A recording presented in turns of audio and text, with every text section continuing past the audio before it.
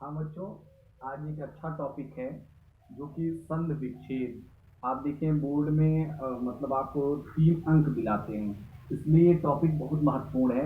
आप लोग थोड़ा समझिएगा। अभी मैं बीच में जब लिख कर डाला था तो कई बच्चों ने पूछा कि सर ये कैसे होता है। तो आज हम आपको बताएंगे। संधि विच्छेद में आपके सिलेबस में है स्वर संधि, और स्वर संधि में आपके स्वर संधि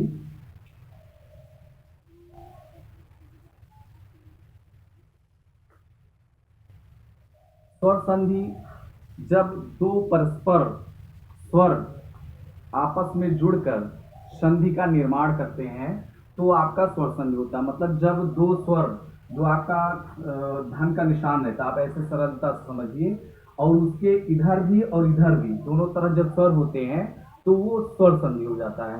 अगर एक तरफ स्वर और दूसरी तरफ व्यंजन है तो व्यंजन हो जाएगा। इधर इधर दोनों तरफ व्यंजन है तब भी व्यंजन होगा। और इस तरीके से आपका जो है स्वर संधि में ये सबसे आवश्यक है कि आपका जो है धन, जो बीच में जहां से हम संधि को जोड़ते हैं वहां पे दोनों तरफ आपका स्वर होना चाहिए। जैसे आपका सबसे पहला जो है दीर्घ संधि, दीर्घ में एक आप समझने के लिए आपको मैं बता रहा हूं। जैसे आपका है विद्यालय, विद्यालय है तो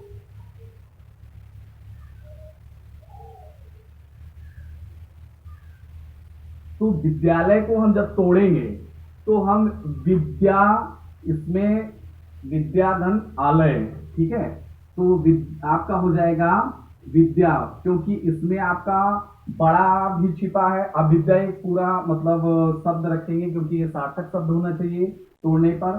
तो आपका ये विद्या है और धन आलय, क्योंकि यहाँ पे आपका इसका बड़ा आ और इसका बड़ा आ दोनों मिला के बड़ा हो गया, दीर्घ आ इसको कहते हैं। तो आपका ये विद्यालय हो गया। तो विद्या में विद धन आलय बराबर विद, और इसका बड़ा निकालने पर इसका बड़ा और लया ही बचेगा। आप इसको जब जोड़ेंगे इस तरीके से देखिए, जैसे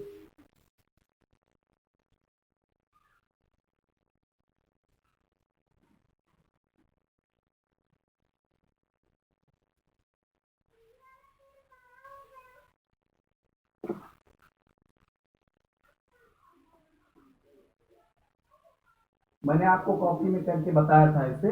और ये आपका जब इसमें ये दीर्घ आ हो जाएगा तो विद्या और लया, आपको इसको कोई भी परिवर्तन नहीं करना है। यहाँ पर हम आ का विसर्ग रखेंगे तब यहाँ रखेंगे, अगर यहाँ विसर्ग नहीं है तो आप इसका चिन्ह नहीं लगाएंगे। इस बात का ध्यान रखिएगा। तो आप इसको देख रहे हैं जो आपका, अच्छा इसका सूत्र जो है आपका जो पहला है दीर्घ, इसका सूत्र है अकः शवर्णे दीर्घा, अर्थात अक प्रत्याहार के पश्चात यदि सा वर्ड आते हैं, मतलब कि अक प्रत्याहार में आ ई उ री और ली, ये 5 वर्ड आते हैं। और इन 5 वर्ण में अगर आपका जो धन का निशान है उसके इधर भी और इधर भी अगर एक ही चीज आ रहा है, जैसे आपका ये छोटा आ है, इधर भी छोटा आ रहा है, तो ये दोनों दीर्घ हो जाएगा, मतलब बड़ा आ हो जाएगा।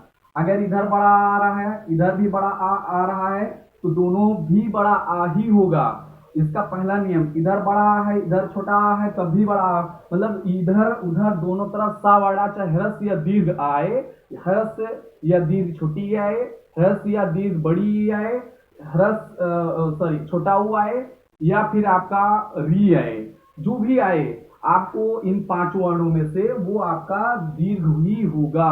ये आपका सूत्र कहता है अकः शवर्णे दीर्घा, अक प्रत्याहार के पश्चात उसका जो सवर्णात होगा तो वो आपका दीर्घ हो जाएगा। जैसे आपका और एग्जांपल हम ले रहे हैं।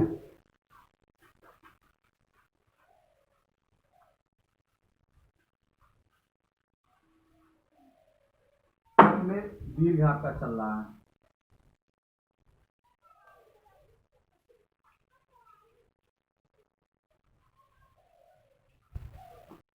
दीर्घ इसमें आपका जैसे एक एग्जांपल है कवि धन इंद्रा,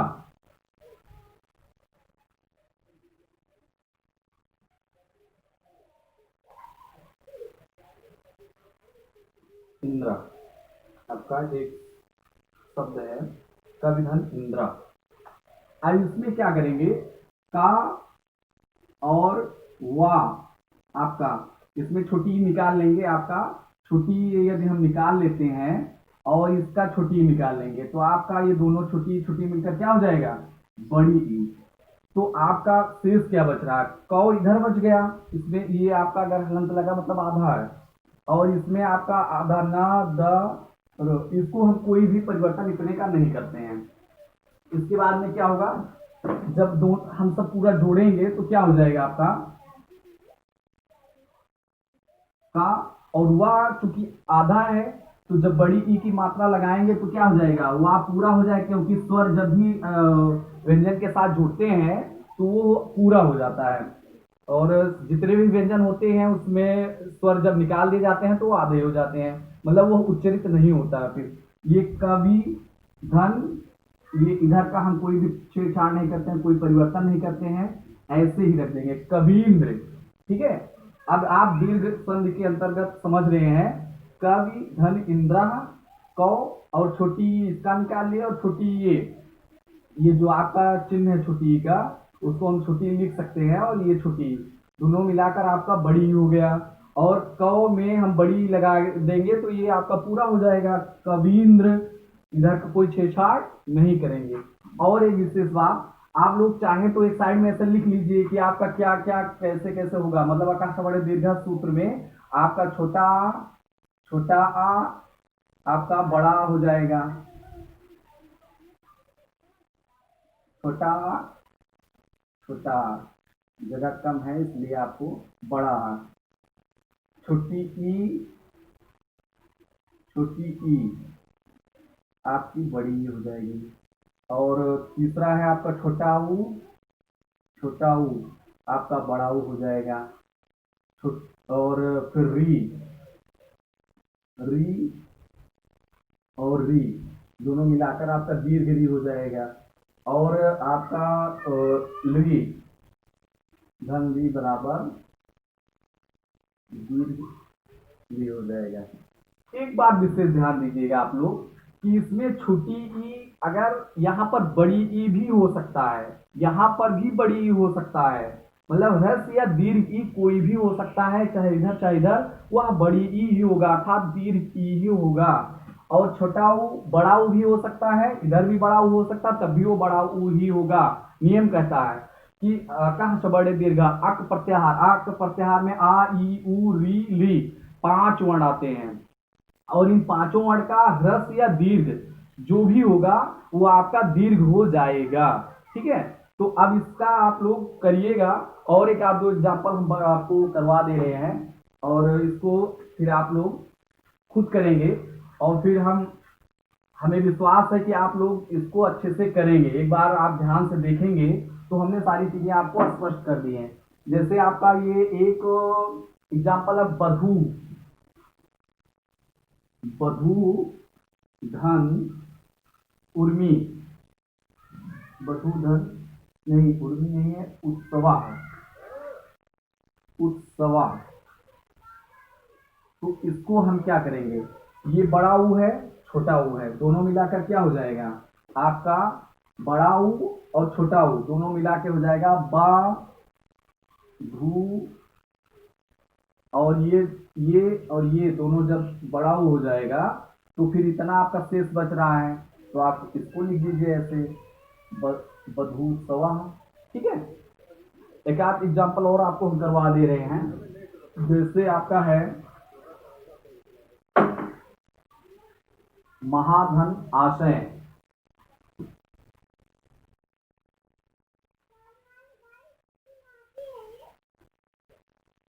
आशय। अब इसका बड़ा आ और इसका बड़ा आ, ये दोनों हम ले लेंगे, तो फिर आपका मह यहाँ पर शेष बच रहा है, तो महा में बड़ा आ जुड़ जाएगा तो महा हो जाएगा, और ये आपका ऐसे हम सेम यहाँ पे कोई छेड़छाड़ नहीं करते हैं ना, मैंने बता दिया था धन के दोनों तरफ ही सन्निकार होगा, इसके अलावा कहीं पर दूसरा हमें छेड़छाड़ नहीं करना है, महाशया हो जाएगा। ठीक है, महाशय अगर आकांक्षर होगा तो यहाँ भी हो जाएगा, नहीं तो नहीं होगा। इसको आप लोग करिएगा आपको आज एक ही हम बताएंगे ताकि आप लोग इसको करिए, बाकी अगले दिन बताया जाएगा। धन्यवाद।